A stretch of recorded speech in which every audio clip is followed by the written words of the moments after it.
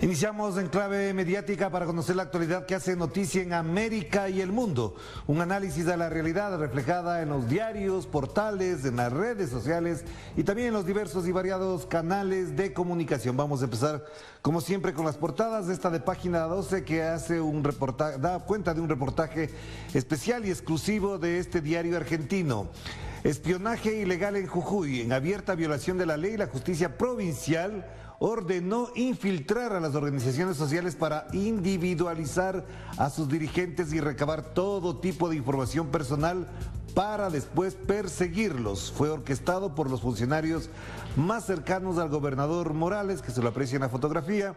La operación culminó con los violentos allanamientos de hace 10 días. Operaciones inmorales en relación al señor Morales, que ustedes aprecian en la fotografía y en la portada de este importante diario argentino, que en exclusiva obviamente da cuenta de esta situación que se arrastra en función de la lógica que estableció el señor Mauricio Macri en su momento también.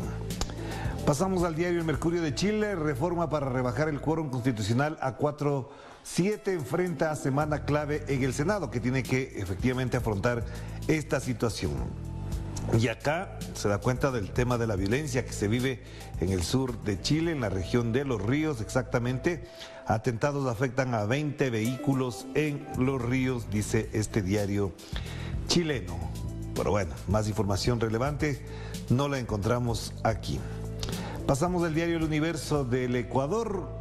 Vuelven otra vez con el tema del caso de Brecht, cuando ya no tienen de qué manera denunciar, poner en evidencia lo que pasa en el Ecuador. Entonces retoman el caso de Brecht, que ya sabemos que fue orquestado y forjado por ciertos grupos de presión en el Ecuador. ¿Qué dice caso de Brecht? En 5 años, 12 condenados y ni un centavo para el fisco.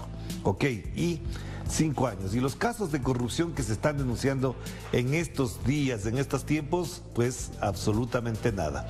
Y por supuesto vuelven sobre el tema porque saben exactamente que con eso reactivan el anticorreísmo del que forma parte el diario El Universo y el gobierno de turno, en este caso el señor Guillermo Lasso Mendoza. Y el tema principal está aquí. De este sí habría que hablar todo lo que quieran. Hay inquietud nada más sobre el acceso a las universidades. Ha sido una inquietud nada más. La eliminación de la prueba de transformar, como se le denomina esta prueba de ingreso a la universidad, no garantiza que habrá más cupos universitarios. Pero es tan obvio eso porque la oferta demagógica y populista de Guillermo Lasso de eliminar el ingreso no resuelve el problema de fondo. ¿Cómo se va a acceder a la universidad? ¿Qué recursos van a contar para que los nuevos estudiantes ingresen y tengan las condiciones necesarias? Pero el titular del Universo es: hay inquietud.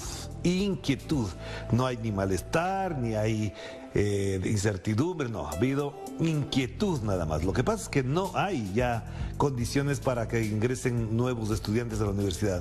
Este año 93,000 estudiantes no pudieron ingresar a las universidades porque no hay condiciones para ello. Los recursos financieros que el Estado provee a las universidades se redujeron en más de $200 millones y eso obviamente es un modo de impedir el ingreso a las universidades públicas. Entonces, la opción es que vayan a las universidades privadas, que cuestan caro y por supuesto son aliadas del gobierno. Están felices, frotándose las manos pensando que con eso van a tener más ingresos las universidades privadas.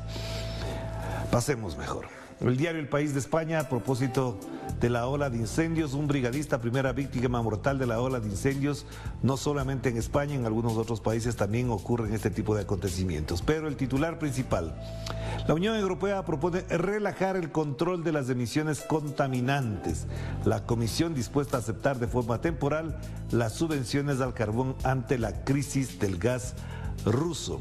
Y obviamente prefieren mantener la guerra de la OTAN contra Rusia antes que hacer la cesión, la concesión o la permisibilidad para que el gas ruso, que no es del nivel de emisión contaminante como sí lo tiene el carbón, antes que eso obviamente quisieran estar en guerra todo el tiempo. Ahí tienen ustedes. Y aquí en la parte final lo que fue el triplete histórico de los 100 metros planos, como se conoce a esta prueba, obviamente en el campo deportivo y del atletismo en particular. Vamos con los portales informativos. Gobierno de Venezuela denuncia ataque terrorista contra sistema gasífero en Oriente. Ayer lo denunciaron las autoridades venezolanas en varias publicaciones, en cuentas de Twitter de algunas autoridades. Elevamos nuestra denuncia al país y los pueblos del mundo sobre un nuevo ataque al sistema gasífero del Oriente venezolano, denunció el ministro Eley Aizami, que lo tienen ahí en portada, y la información en detalle de lo ocurrido se la puede ver en el portal. Además, lo veremos en nuestros espacios y segmentos informativos. En el costado derecho, presidente interino decreta estado de emergencia en Sri Lanka y el gobierno y gremio panameño acuerdan bajar el precio del combustible después de una semana de protestas, y asesinan a excombatiente de Colombia, el número 26 en lo que va del año 2022. Pasemos a Nodal, lo que mencionábamos ya. Las organizaciones piden una sola mesa de diálogo con el gobierno y anuncian más protestas. A propósito de lo que se menciona, hay un acuerdo previo y alrededor de esto evidentemente habrá también reacciones y tratamiento informativo durante la presente semana. Acá más información importante: tratamiento cubano frena el avance del Alzheimer y del Parkinson, un avance científico muy importante destacado en los principales medios.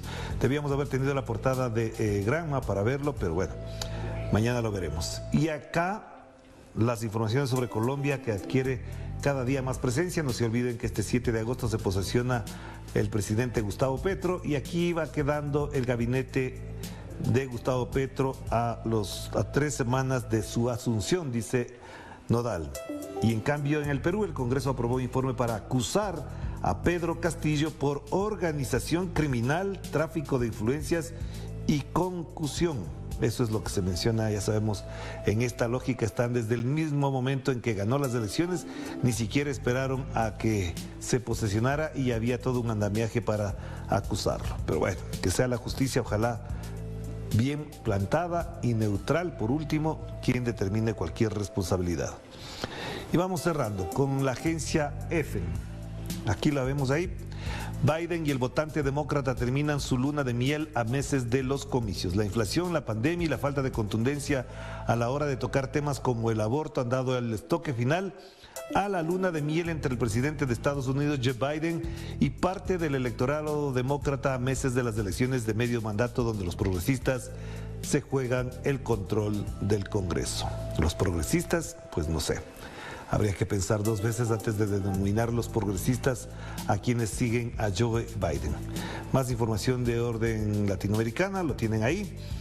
Ahí, la noticia lamentable es la ex vicepresidenta de Uruguay, Topolansky, esposa de Pepe Mujica, es internada tras un accidente doméstico, se menciona la información. Vamos cerrando entonces con la Deutsche Welle de Alemania. La India elegirá a la primera mujer tribal como presidenta. Esta información la tienen a la mano ahí. También estaremos registrándola en redes sociales. La Unión Europea revisa hoy sanciones e incluyen veto al oro ruso. Siguen en la misma lógica, mientras Rusia ha incrementado su potencial económico, energético, y también sus ingresos económicos son muy significativos según los informes no solamente de los organismos rusos, sino de otros también de orden europeo. Por ejemplo, aquí ERT, a propósito del conflicto Ucrania-Rusia, dice Lavrov: la OTAN exige una dependencia no solo de la región euroatlántica, sino de toda Asia-Pacífico, y China se opone a estas ambiciones neocoloniales.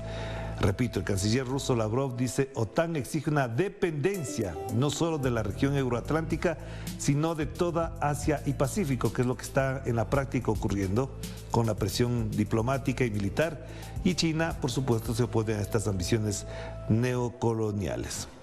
Pues esa es la información de este momento. Hagamos una primera pausa y enseguida volvemos con más de Enclave Mediática.